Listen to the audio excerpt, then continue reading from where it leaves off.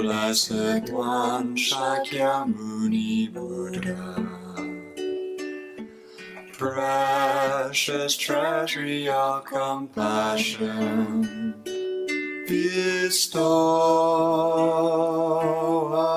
of supreme inner peace, you who love all beings without exception, are the source of happiness and goodness, and you guide us to the liberating path. Your body is a wish-fulfilling jewel.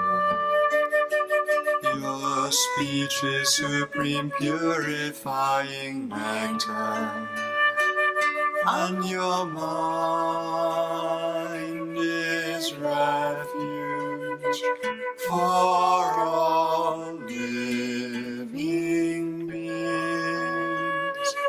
With folded hands I turn to you, supreme unchanging friend. I request from the depths of my heart, please give me the light of your wisdom to dispel the darkness of my mind, and to heal my mental continuum.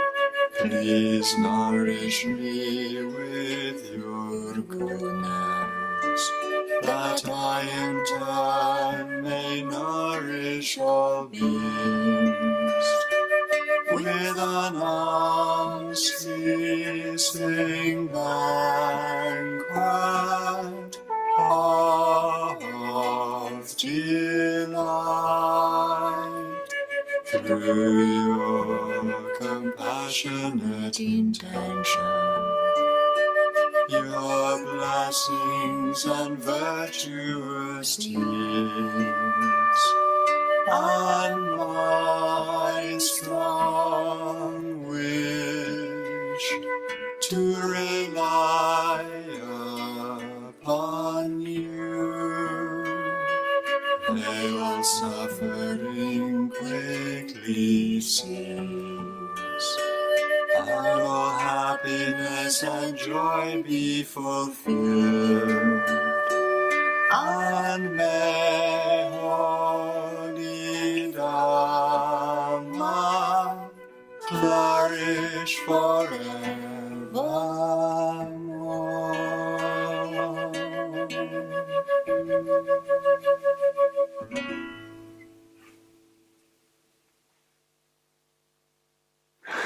I and all sentient beings, until we achieve enlightenment, go for refuge to Buddha, Dhamma, and Sangha.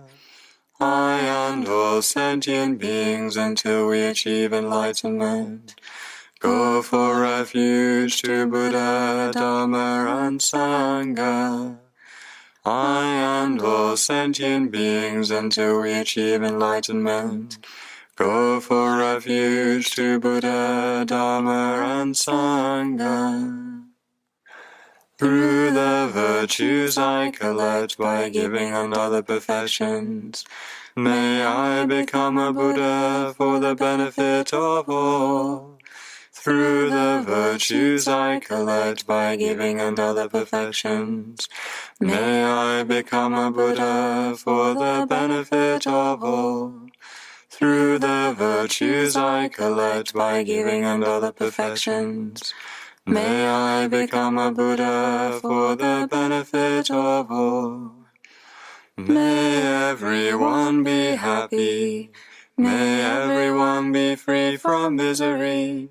May no one ever be separated from their happiness.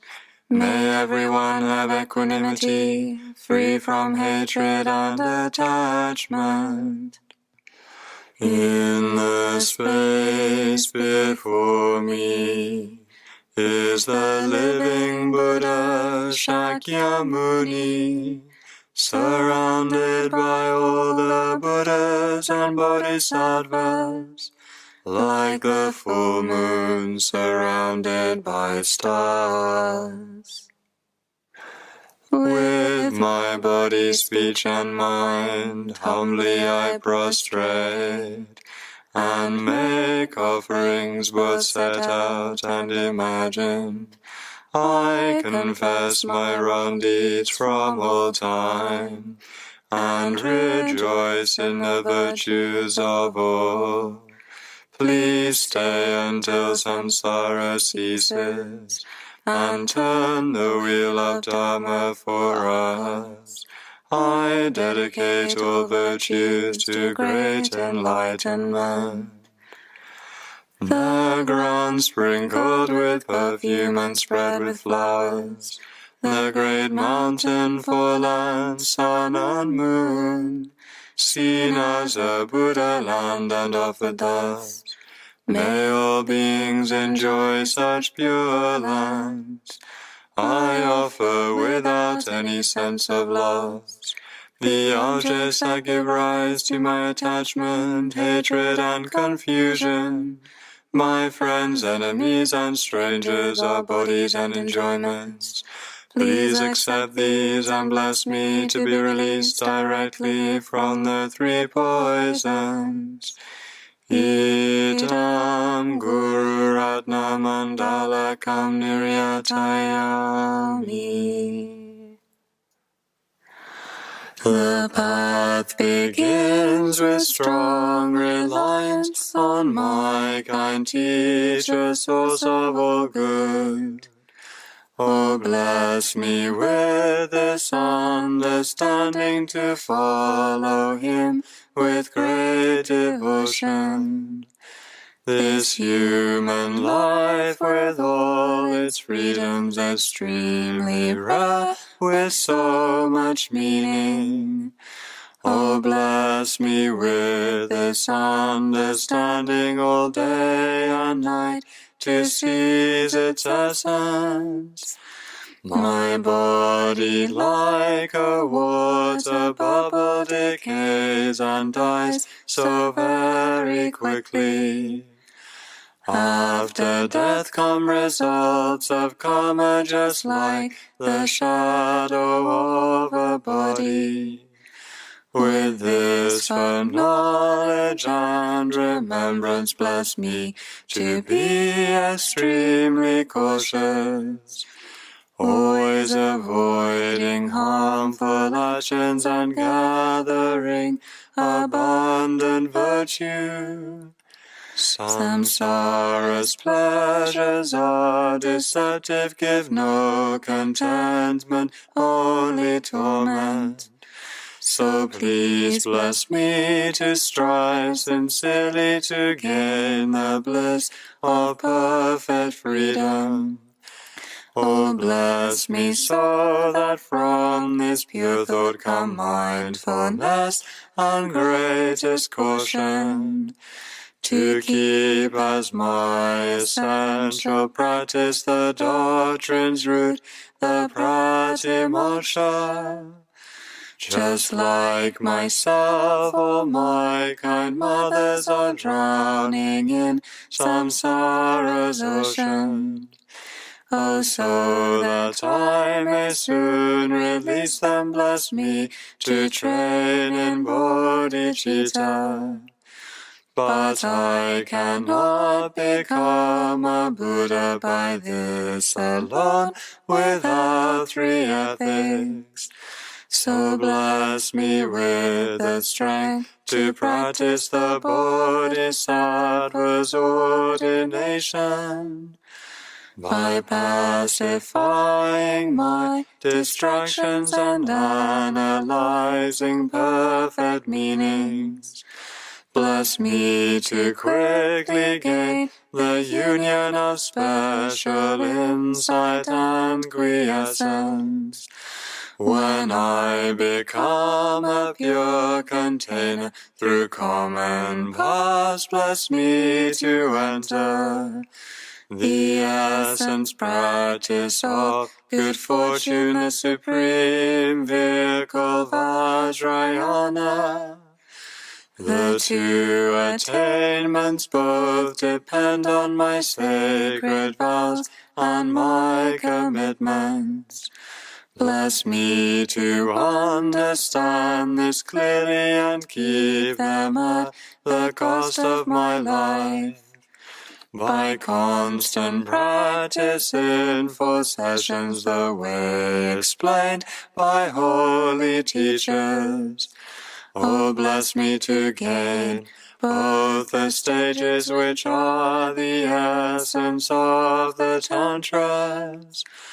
May those who guide me on the good path and my companions all have long lives. Bless me to pacify completely all obstacles, outer and inner.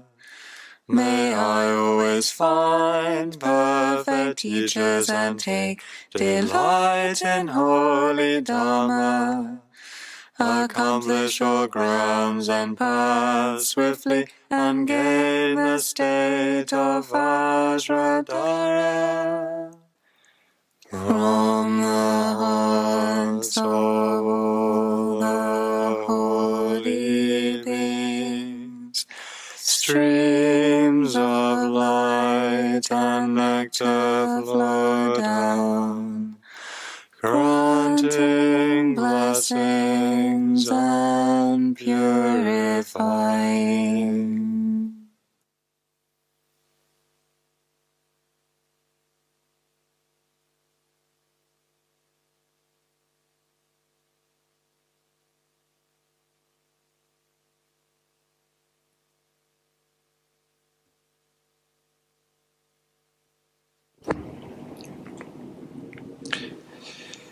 Welcome back, everyone. This is the second session of this workshop. So in this session, we are mainly going to focus on developing wishing love and then practice giving. And then I'll also explain how to engage in the meditation on taking and giving, having mounted this practice upon the breath. So we'll do this meditation in the next session. After I explain how to develop wishing love and the practice of giving out of love, we'll have an opportunity to actually meditate on giving. So in this session we'll do this. So far we looked at how to generate compassion. We looked at how we can motivate ourselves by contemplating the disadvantages of self-cherishing and the advantages of cherishing others. We can make a determination to abandon self-cherishing, or at least stop self-cherishing, and come to develop a mind that cherishes others. Upon that basis, when we think about others' suffering, we develop an unbearable feeling and find others' suffering unbearable. This is compassion. And motivated by this feeling, we decide, I must do something. So, in our taking meditation, we imagine we're taking away others' suffering. It destroys our self-grasping, self-cherishing, and we free all living beings from their suffering, and we meditate on this belief. So all this is done through imagination, also meditation, concentration. Now, the practice of cherishing others, the practice of compassion, and the practice of taking out of compassion, we shouldn't confine it to when we're sitting and doing meditation. cherishing others and compassion is our main practice as Mahayana Buddhists. So you should I'll say dedicate your life in improving this practice of cherishing others, developing cherishing love, developing a sense that others are important. Their happiness, their sufferings are important. Not just ourselves is important. Affectionate love, feeling close and warm towards everyone. Yes, try to forget about the discrimination, the false discrimination of some friends, some enemies, some strangers. We learn over time to love everyone, but you need to work on it. You need to do some work. You can't just think, I'm a Buddhist, I love everyone. It doesn't work like that. This is just in theory, right? You have to train, you have to train your mind, discriminate in a correct way, not in terms of people's colors, status, class, like this. You need to respect everybody, understanding everyone has wished to be happy. Everyone has wished to be free from suffering, just like us, and we are no different. So upon that basis, and it's easy, really, to see the sufferings of living beings nowadays. It's every day, everywhere, So you need to be brave, not to shut yourself off. It's so easy to think, all this doesn't concern me. Other people's suffering doesn't concern me. We live in a little bubble. My life is okay, therefore I just carry on. I ignore others. But there are many people who's suffering in poverty, who's having to face with sickness without support, have no education, have difficult lives. So it's not like we need to do something every time, but at least our mind is aware of others' suffering. This is the obvious sufferings. Moreover, like I said before, we need to begin to see with wisdom how everybody hurts. In reality, everybody hurts. People find it hard to find peace of mind. People find it very hard just to enjoy a few hours, just a day of their life. They're filled with worries, anxieties, depression, regardless of which level you're at, whether you're high level, high status, or just humble. Everybody hurts, Nobody's better off because we are all in samsara. So with wisdom, on one level or another, everyone's suffering. You don't even need to ask, are you unhappy? You don't need to ask. You need to think. All you have to do is from your heart, think and reach out to everyone else's pain and allow their pains to touch your heart, to stimulate, generate that unbearable feeling of compassion. When I say the feeling of compassion is not unbearable, the suffering of others are unbearable. And therefore this feeling of compassion arises. Keep this in your heart all the time. So when we're practicing cherishing others, compassion, taking like this, we should always be thinking about other people's wishes, other people's importance. We should always be thinking other people's suffering. And we're always thinking, how can I alleviate this suffering? This is our daily practice. So if your mind is thinking more and more about other people's suffering, how to alleviate their suffering, you be a happy person. You lead a meaningful life. So the way to practice compassion, to practice taking, is we begin by thinking a lot about other suffering, about compassion, about taking away other suffering. Begins like this. Then naturally other practical things will come. Now the other side of taking and giving is giving, So we say out of compassion, we take on the sufferings of others.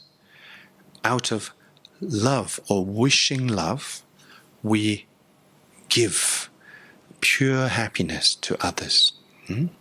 Or we can say the happiness of our future enlightenment to others. So, love, love, there are a few kinds of love. So when we say about love in ordinary sense, samsaric sense, it's very complicated.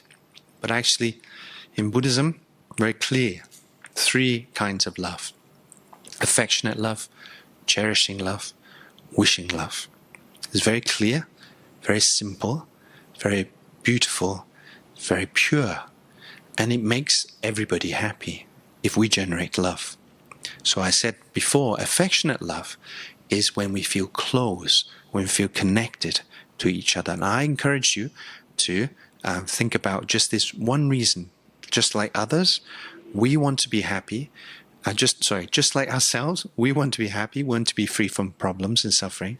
So do all living beings. We are the same, We're the same. If you like, you can think about how other living beings are kind mothers. Like this, we feel so close, so warm to everyone, like one big family, regardless of color, race, culture, status, Drop all that. This is regarding not just to human beings.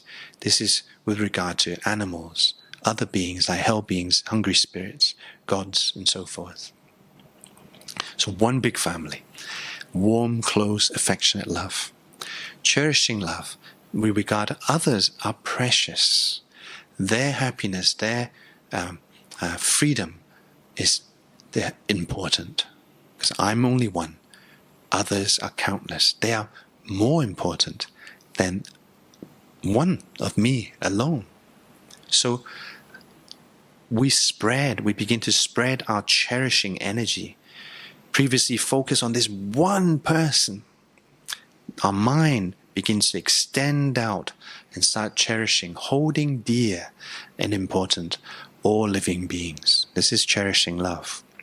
So these 2 kind of love, I would say, we do have some experience even with ordinary samsaric relationships, right? With respect to your children, your family, even your friends, even your people you respect. You have this kind of love, affection. Now the 3rd kind of love, which is called wishing love, necessarily we need to have wisdom to develop wishing love. So in general, wishing love is a wish for others to experience happiness. But more precisely, we are wishing pure happiness upon others, all living beings. So why all living beings? So ordinarily, if we care about someone, if we feel close to someone, if someone's part of our family, we want them to be happy, right?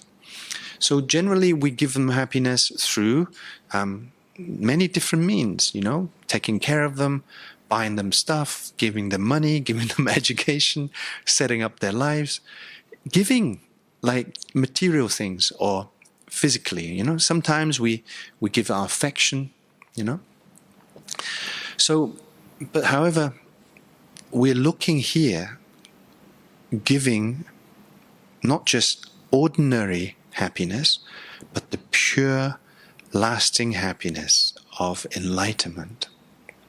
Now this kind of love, not many mothers or fathers have,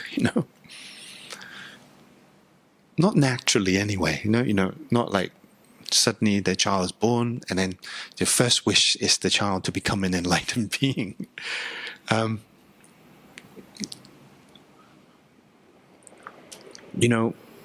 Sometimes if we are parents, we don't even have wish to become enlightened being ourselves, let alone wishing our children to become enlightened. Actually, if you check with Dharma wisdom, real happiness is the happiness of the lasting happiness of liberation and enlightenment. And no ordinary parent can give to their children, even though how they love them so much. But however, if you're a parent with wisdom, then we have this wish to give others happiness, pure happiness. Yeah. So this is not just, I'm not just saying you should just give it to your kids, but of course to all living beings. So the way we go about this is we need to first understand, we're not trying to say, everyone's unhappy, not saying that. And there are different kinds of happiness, different levels. But nobody in this samsaric world is perfectly happy. Yeah? But everybody wants to be perfectly happy in reality. Yeah? Maybe we deny, we say, no, I like samsara. I like to feel bored most of the time and, maybe a little bit depressed, and then suddenly have one or two people want to do something, eat something to pick me up, and yay, excitement. And then we're back to this sort of boredom like this. I like it, we say, without the suffering, you won't appreciate the happiness. This is what people strive for nowadays. It's like aiming low, But if you check your heart, I'm talking about ourselves, we actually want to be happy all the time. We don't want our happiness to stop, do we? Do we? Sometimes we do, because the happiness, the way we seek happiness, we can't stay there for very long because it just gets too much, It turns into pain, or it has no power to give us happiness for a prolonged period of time. So we have to change. But in general, the fact that we want to change or find something else is because we want to be happy all the time. This is everybody's wish. But in this ordinary world, it's impossible to fulfill this wish. It means seeking happiness from external, ordinary objects, So first of all, we need the wisdom to distinguish what is artificial happiness or fake happiness, what is pure happiness. So, in the section Wishing Love, in How to Transform Your Life, Geshe Kelsang says in the chapter, How to Develop Wishing Love for All Living Beings. Having developed experience of cherishing love for all living beings through practicing the previous instructions, if we contemplate how living beings lack pure happiness, we will naturally develop a sincere wish to lead all living beings to a state of happiness. This is universal wishing love, a sincere wish to lead all living beings to the state of pure happiness. Imagine you have this sincere mind at your heart all the time, day and night. Whoever you meet, whoever you think of, you are wishing that person, other people, to be happy, like perfectly happy. You're wishing the happiness never stops. Whoever you think of, how often do we feel like this? Sometimes when we go to party, I'm just remembering my old days, when we're in a good mood, had a few drinks, I don't know about you, some people, they're nice. Some people become very violent when they're a little bit intoxicated. But anyway, we just wish everyone to be happy. And how do you feel at that time? How do you feel at the time? If you entered like a celebration, something like that, you're just wishing everyone to be happy. How do you feel? You feel happy, don't you? You feel happy. And if everyone else is wishing you happy as well, that happiness just doesn't stop. It's such a nice space to be in. Of course, those situations in our ordinary world doesn't last very long. It's just one party, one concert or something like that. Carnival, something like that. But imagine if you have this heart, this sincere wish, loving heart with you every day, day and night. You will be truly a happy person. So Geshe goes on to explain, how do we develop a wisdom to distinguish what is pure happiness, what is artificial happiness or fake happiness. What is pure happiness? Pure happiness is happiness that comes from a peaceful mind. It's happiness that comes from a peaceful mind. The happiness that comes from worldly enjoyments such as eating, drinking, sex, and relaxing is not pure or real happiness. If you're just relaxing all your life, probably be very lazy for starter, but if you just like relax and chill all the time, is that happiness? Sometimes we wish we can do this, because life is so busy, and we look forward to our retirement and can just relax every day. You ask the retired people, is that happiness? Is that what I'm aiming for in life? You ask them. They'll tell you. If they're honest, It's not perfect, Anyway, these things, these worldly things, enjoyments, are not real happiness. What is it then? It is changing suffering, or just a reduction of our previous suffering. So, for example, eating. Eating is such an, excellent activity. Especially for nowadays, they call foodies, right? Just look for new and exciting food to eat. Why is it so enjoyable? It's especially because when we're hungry and we build up an appetite, when we build up some desire, and we go fulfill that desire to eat by putting delicious food in our mouth. And when that desire gets satisfied for a little while, we think, this is fantastic, But if eating really is a source of happiness, you just keep eating. You don't need to go to a different restaurant every week. You just go to the same one. You don't even need to go to a 5-star Michelin restaurant. 5 stars? 3 stars. I'm kidding. Then you'll be happy.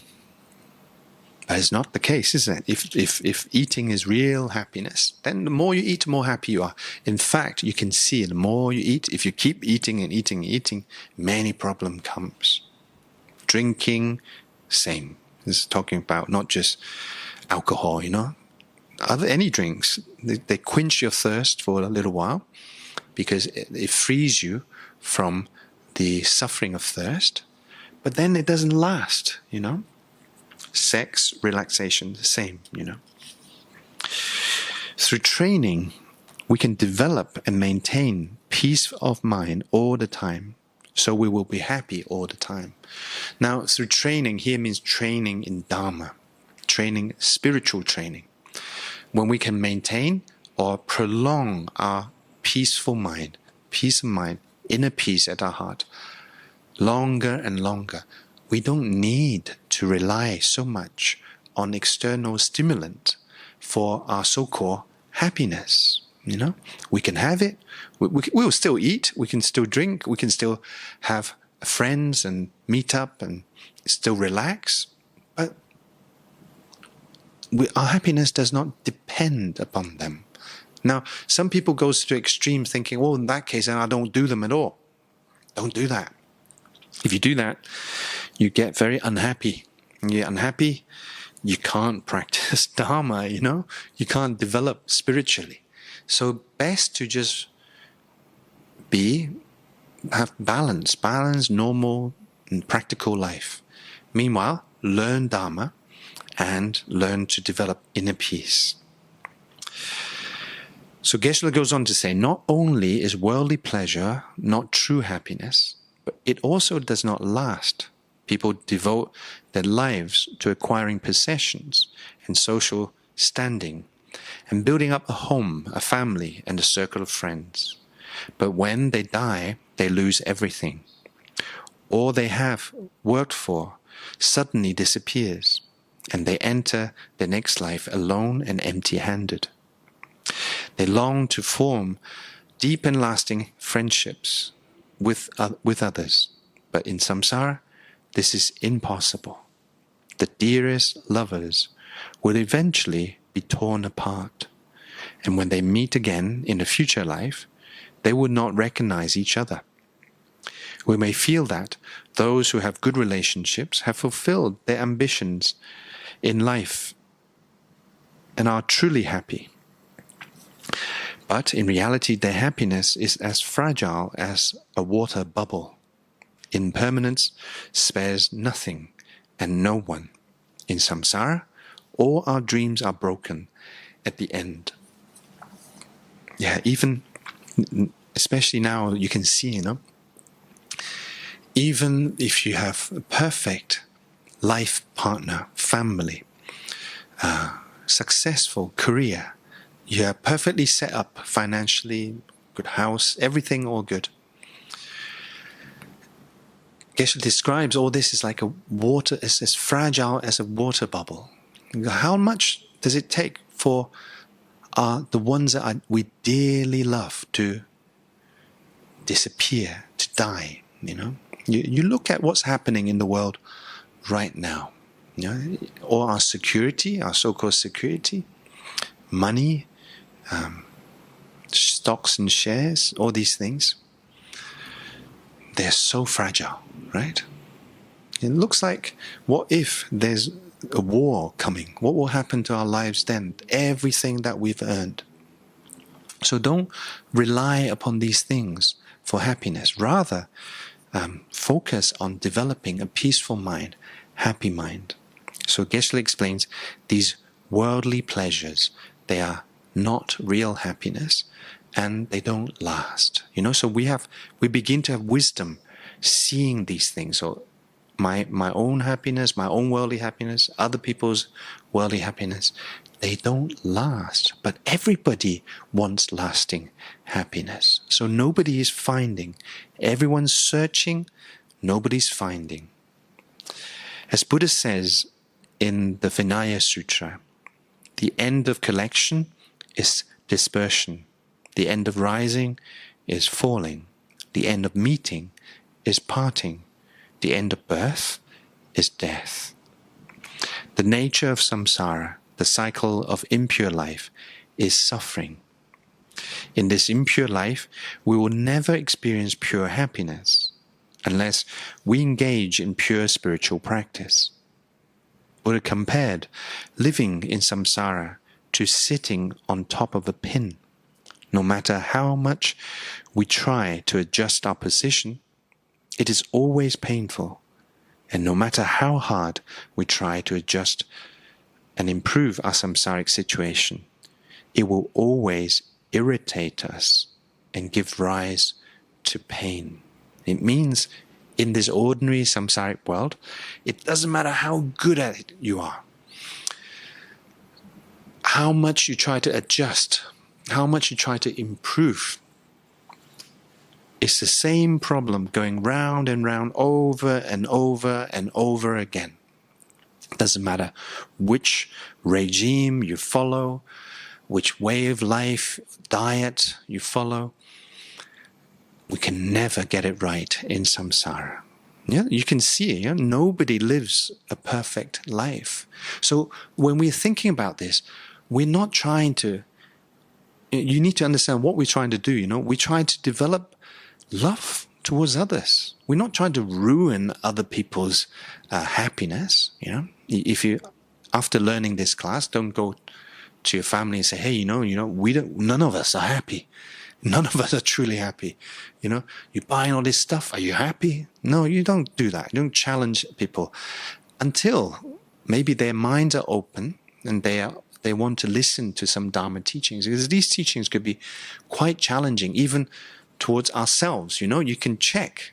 It is challenging to me, to come to a conclusion. Actually, in this samsara, I worked so hard for nothing. The happiness that I wish for is not here. I'm not happy right now. The happiness that I experience in reality is changing suffering, nature suffering. I've spent all this time, money, adjusting so many things in my life, and it's still not right. Yeah? So our conclusion is, in samsara, there's no pure happiness. This is wisdom. And then so when we look at other people, regardless of what they do, we naturally will feel a sense, how wonderful if they could have pure happiness. We can't force that upon others, but we can have a wish, This wish will lead us to gain the ability in future to actually bestow happiness upon others, becoming a Buddha by bestowing inner peace upon others. So no point judging others with these teachings. Main thing is they become objects of our love by understanding there's no pure happiness in samsara. Everybody who are in samsara become objects of our love. Therefore, it's easy then to develop universal love. A little bit more, pure happiness comes from wisdom, which in turn comes from practicing pure spiritual teachings known as Dharma. Okay? So you need to understand the formula. So only when our mind is peaceful, we experience real happiness, right? Now, where does peace come from? It comes from wisdom. And where does wisdom come from? Sometimes we think when we get old, I'll just get wiser. Sometimes not. Sometimes when people get old, they turn into a little kid, kind of childish, because they kind of drop all their adult, responsibility, kids grown up, retired. It's just play and be selfish, sometimes like this. So not necessary when you grow old, it necessarily become wiser. Wisdom needs to be cultivated, needs to be developed. And the best way to do this is to practice spiritual path. In this context, we say, practice Dharma, meditation. Each and every spiritual practice presented in this book, How to Transform Your Life, gives us the ability to develop and maintain peace of mind. So each practice, each meditation, they are methods, practical methods for us to maintain, develop, and then maintain peace of mind in meditation and outside of meditation. This inner peace is pure happiness because it comes from wisdom, not from worldly enjoyments. So we need to change how we relate to spiritual practice. When we listen to Dharma, when we're contemplating, when we're meditating, we think, actually, this is the source of my happiness. When through listening, reading, contemplating, I develop spiritual or Dharma wisdom. This wisdom leads to happiness. Yeah? So right now, whatever you're doing, however well you're concentrating, mindful that you're listening to this teaching, you are receiving wisdom. This teaching, directly, indirectly, will give rise to happiness in your mental continuum. So we should be very happy whenever we engage in Dharma activities. We should enjoy, have a happy mind and enjoy. If we have deep knowledge and understanding of the great benefits of pure spiritual practice, which is wisdom, we will definitely engage in pure spiritual practice. Without this wisdom, we will never do this. And so wisdom is the source of all pure spiritual practice. Without wisdom, we are like a person who has no eyes, who cannot see anything. Similarly, without wisdom, we cannot understand meaningful objects. There are many different levels of pure happiness. Of these, the supreme is the happiness of enlightenment. For this reason, in this practice of developing wishing love for all living beings, we generate the object of meditation by making a strong determination to lead all living beings to the pure happiness of enlightenment. So this is what we're going to do in our meditation to generate wishing love. We think about, first of all, you need to do it on the basis of those whom you cherish, So think about your family, children, your parents, brothers and sisters. Think about your friends, colleagues, or your associates. Think about all the people within your society, your country. Gradually extending to all living beings around you. What do we need to think? We should contemplate from the depths of our heart. Although all living beings who are drowning in the deep ocean of samsara are looking for happiness all the time, none of them finds real happiness. I must lead them to the pure happiness of enlightenment. This meditation is beautiful, It is like a little bit like Tantra, we're visualizing something. We're thinking all living beings, although all living beings who are drowning in the deep ocean of suffering, we're visualizing them in this ordinary world, which is in nature suffering. So imagine this world is turned into like an ocean, and everyone is kind of floating and sinking in there, barely maintaining afloat. And they want to find security, they want to find peace, they want to find happiness, but it's so hard for them. So we think, I must lead them to the happiness of enlightenment, which is real happiness, pure happiness. So Geshe-la goes on then to explain this ocean of suffering, this term ocean of suffering. He said it has great significance. The ocean of suffering is very different from an ordinary ocean. Each and every part of an ordinary ocean is the nature of water, but each and every part of the ocean of suffering is the nature of suffering. An ordinary ocean has an end, but the ocean of suffering is endless. All living beings are drowning in this endless ocean of suffering. Although they are all looking for happiness, day and night, in the ocean of suffering, there is no happiness at all. So, to make this touch your heart, please think about those who are dear to you and just witness them drowning in this ocean of suffering. Try to find happiness, but cannot because it doesn't exist. Every atom in this ocean is nature of suffering. Through thinking and contemplating this, we generate wishing love, sincerely wishing to lead all living beings to the pure happiness of enlightenment.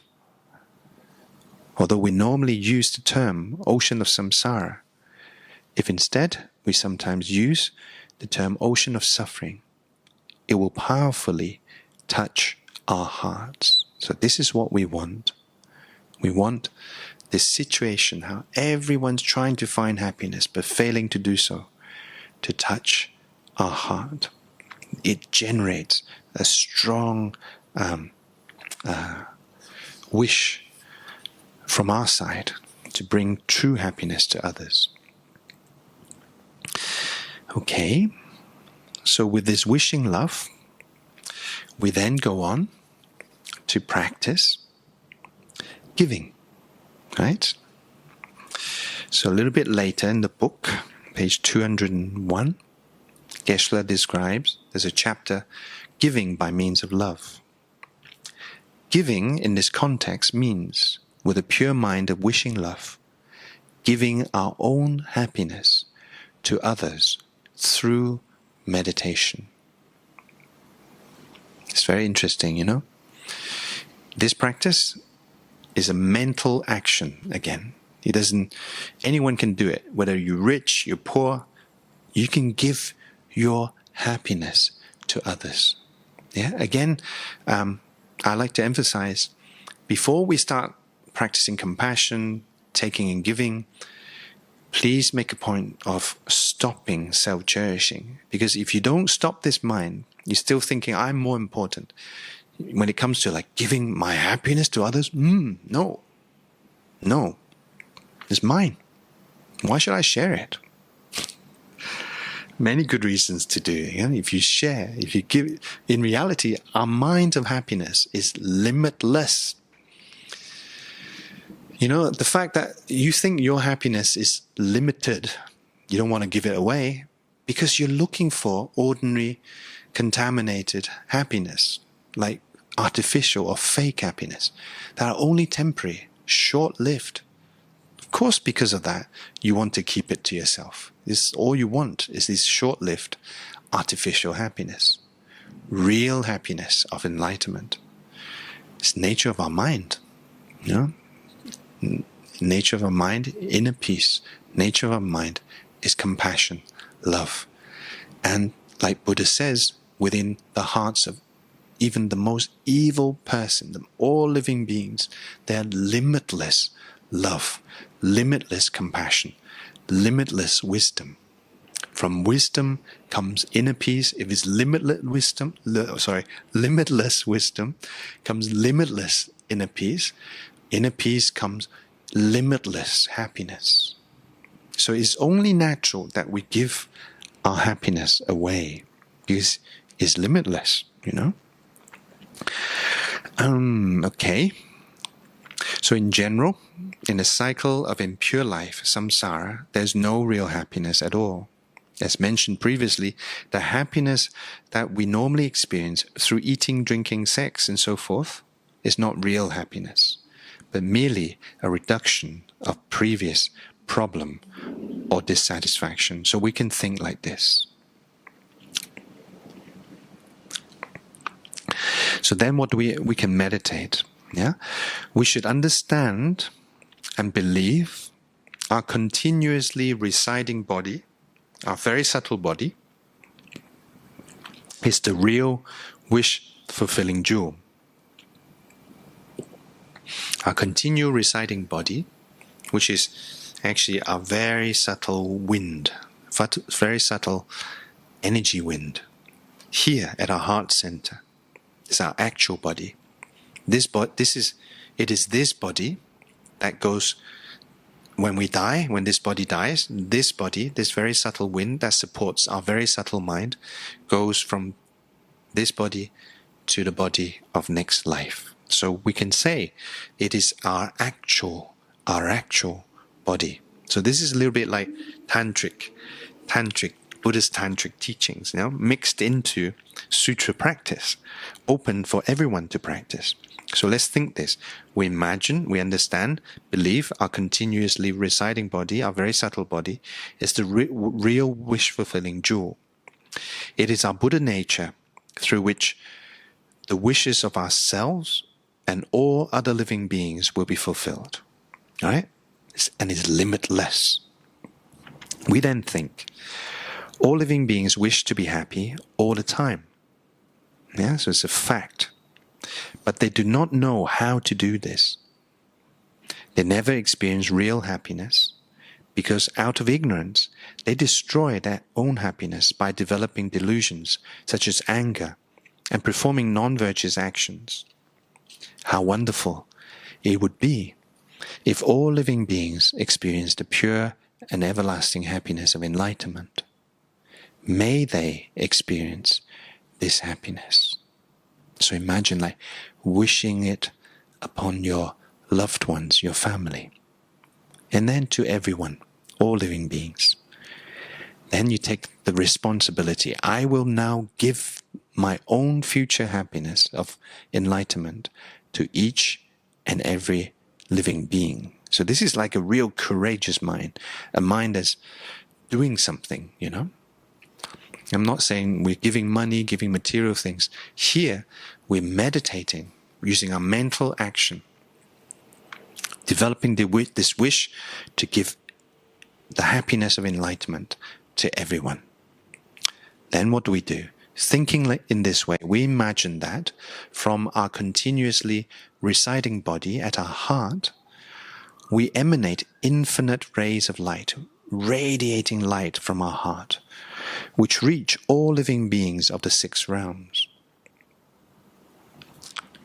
So these lights are the nature of future happiness of enlightenment, reaching all living beings of the 6 realms. Then, we strongly believe that each and every living being experiences the pure and everlasting happiness of enlightenment.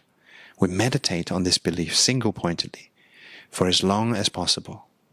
We should continually practice this meditation until we spontaneously believe that all living beings have actually received our future happiness of enlightenment now.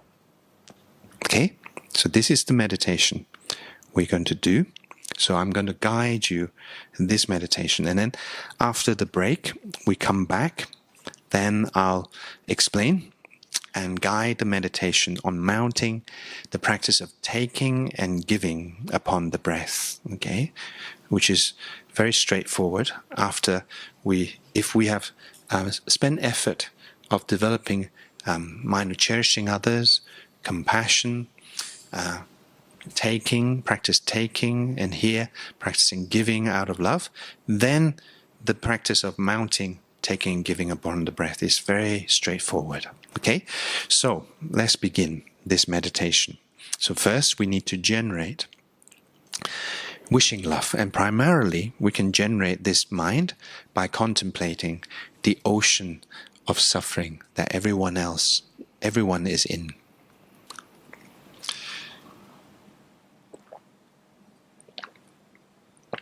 So please adjust your posture so your back is straight. You spend a little time letting go of all the tension, discomfort within the body. Let it relax into the meditation posture. Gently closing your eyes. Try not to squeeze them shut. Allowing some light through the bottom of the eyelids. This will help you to keep alert during this meditation.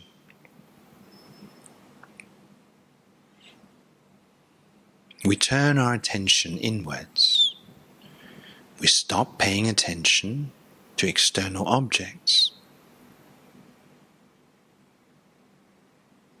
Begin to watch our mind. You may find there's still some distracting thoughts arising in your mind. Turn your attention away. Instead, focus on the sensation of the breath just inside the nostrils. Breathing naturally,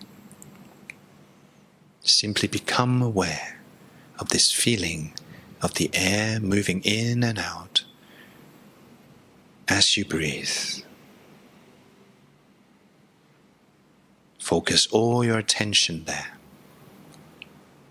And you'll find gradually the mind becomes more spacious, less distracted, more focused.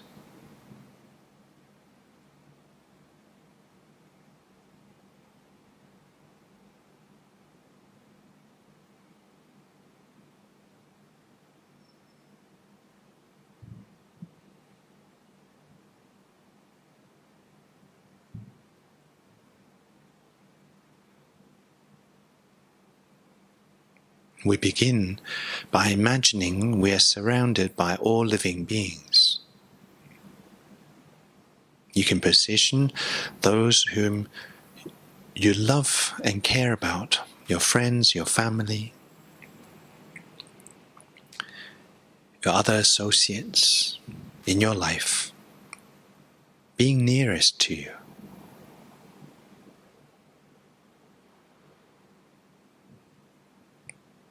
Use your imagination.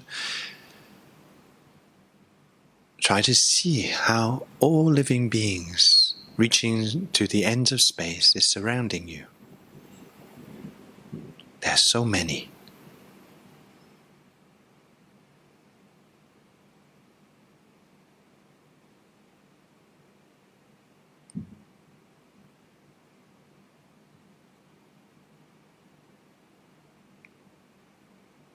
You can even imagine the beings of the lower realms, animals, hungry spirits, hell realms. Those who in the God realms, they are all here, appearing as human aspects.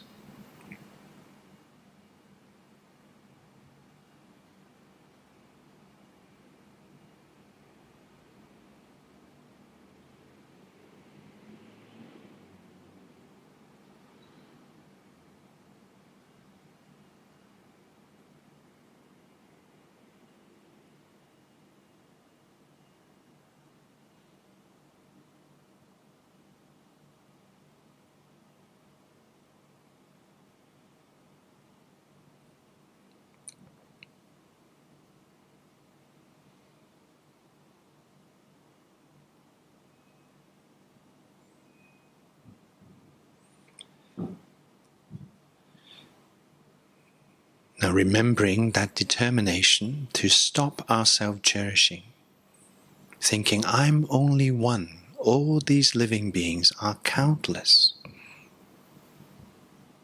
I must stop cherishing only myself, changing my object of cherishing to all living beings.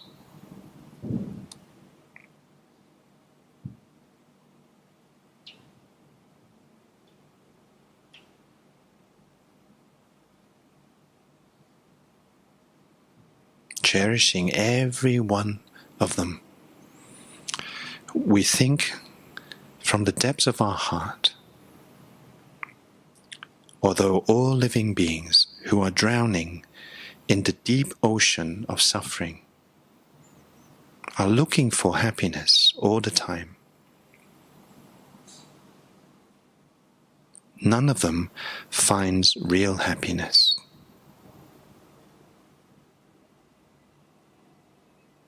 I must lead them to the pure happiness of enlightenment.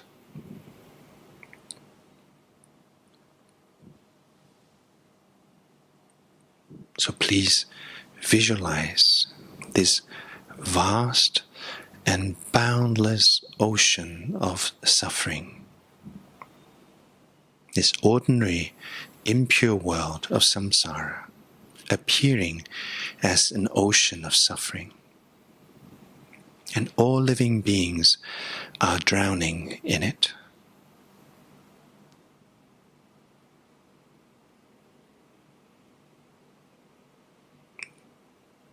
And please contemplate the significance of this suffering ocean.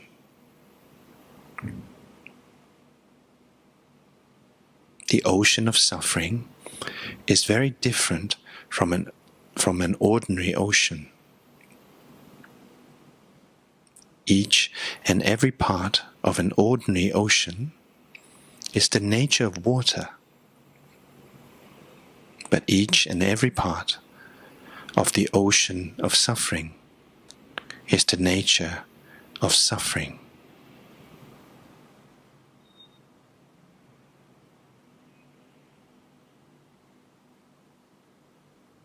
An ordinary ocean has an end, but the ocean of suffering is endless.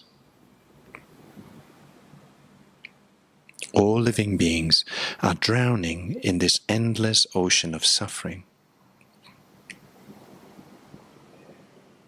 Although they are looking for happiness day and night, in the ocean of suffering, there is no happiness at all.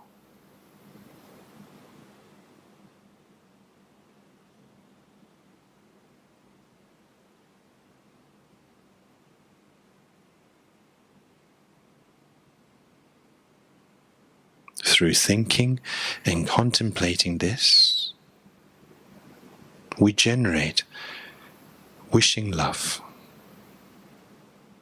sincerely wishing all living beings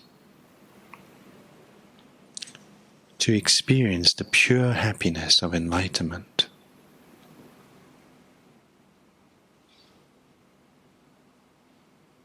We allow this contemplation, this ocean of suffering living beings, seeking for but not finding happiness, to really touch our heart.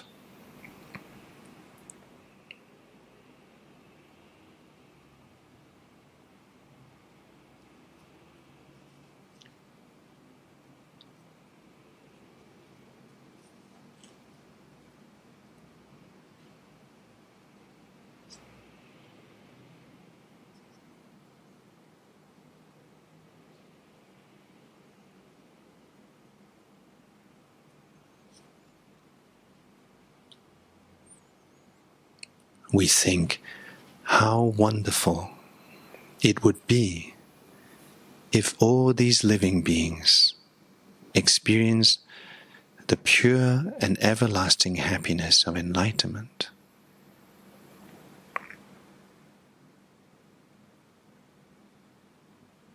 May they experience this happiness.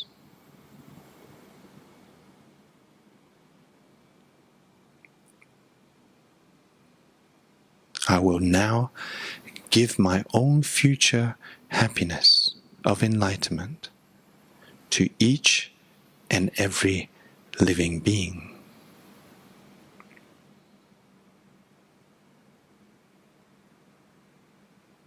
We should understand and believe that our continuously residing body, our very subtle body,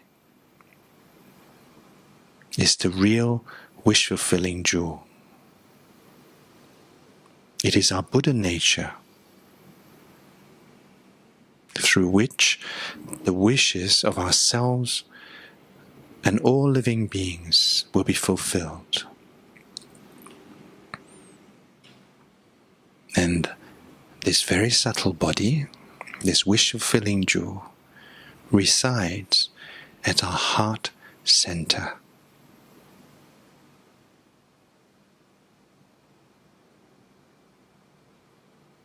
Out of love, wishing others to experience happiness of enlightenment, we imagine that from our continuously residing body at our heart, we emanate infinite rays of light.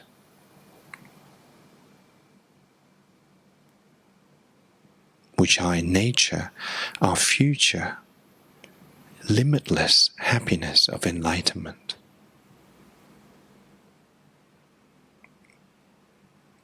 These reach all living beings of the 6 realms.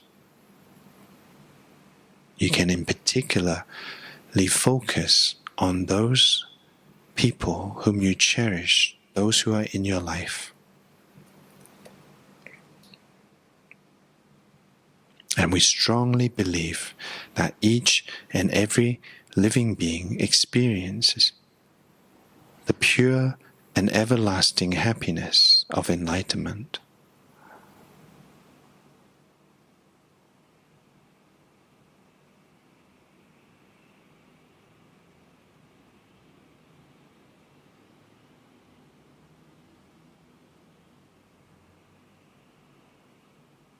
Out of love, we imagine,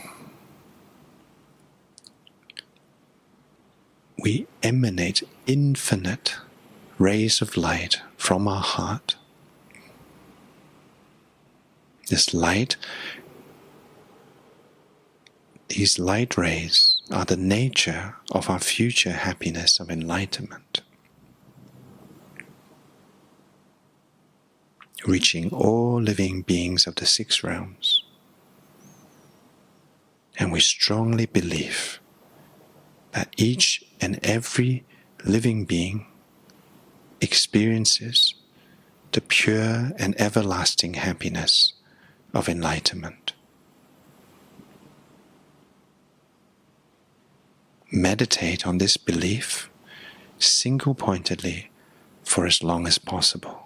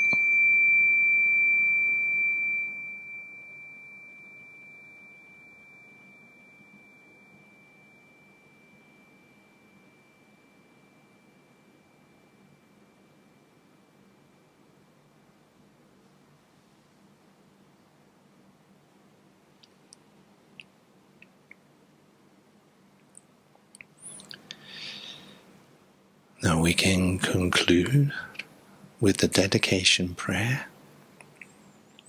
We pray to give pure happiness to enlightenment to all living beings. We pray that they can develop the spiritual wisdom of Dharma realization, which is the real cause of their inner peace and happiness.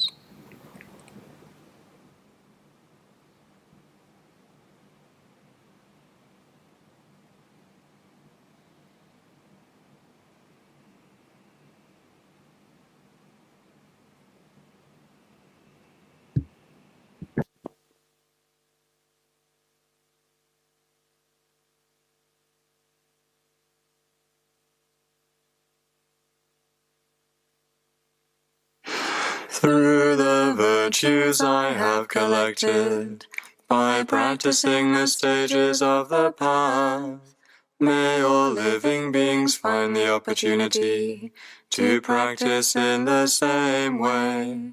May everyone experience the happiness of humans and gods, and quickly attain enlightenment, so that samsara is finally extinguished.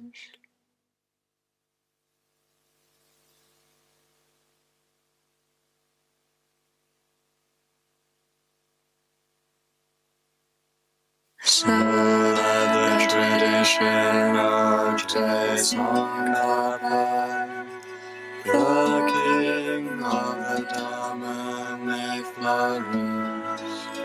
May all obstacles be pacified, and may all favorable conditions abound. Through the two collections of myself and others, gathered throughout the three times, may the doctrine of conqueror Losandra flourish forever.